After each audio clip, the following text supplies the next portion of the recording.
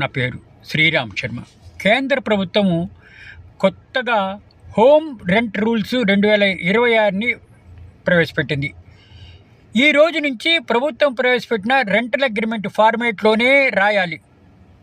Landlord కానీ tenant కానీ ఈ అగ్రిమెంట్ ప్రకారమే ఇంప్లిమెంట్ చేయాలి. సొంతంగా రాస్తాను అంటే కుదరదు.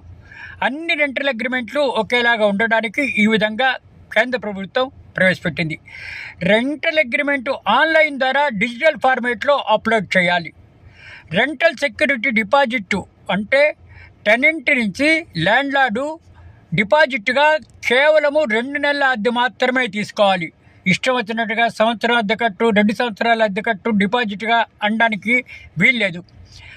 ఏదైనా సరే ల్యాండ్లార్డ్ అద్దె పెంచాలి అంటే కిరాయిదారుడికి 90 రోజుల ముందు నోటీస్ ఇవ్వాలి. అంటే ఇష్టం వచ్చినట్టుగా వచ్చే నెల నుంచి ఇంత పెంచు, ఇంత కట్టు అనడానికి వీల్లేదు. ఒకవేళ ల్యాండ్లార్డ్ టెనెంట్కి అద్దె పెంచాలి అంటే 90 రోజుల ముందు చెప్పాలి. ఈ 90 రోజుల తర్వాత అద్దె ఇంత అవుతుంది అని. స్పెషల్ రెంటల్ ట్రిబ్యునల్స్ వచ్చేసాయి. అంటే ఏంటి? ఈ సివిల్ కోర్టులలో కాకుండా స్పెషల్గా అథారిటీస్ ఏర్పాటు చేయడం జరిగింది. ల్యాండ్లార్డ్కి టెనెంట్కి మధ్య ఏదైనా తగాదాలు ఉంటే ఆ ఆఫీసర్ దగ్గరికి వెళ్ళాలి, అక్కడ సెటిల్ చేసుకోవాలి.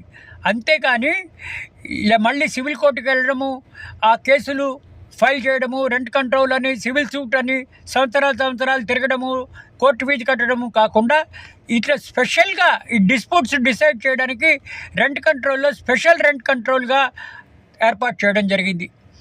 5,000 రెంటల్ దాటిన ప్రతి వాళ్ళు కూడా డిజిటల్గా పే చేయాలి.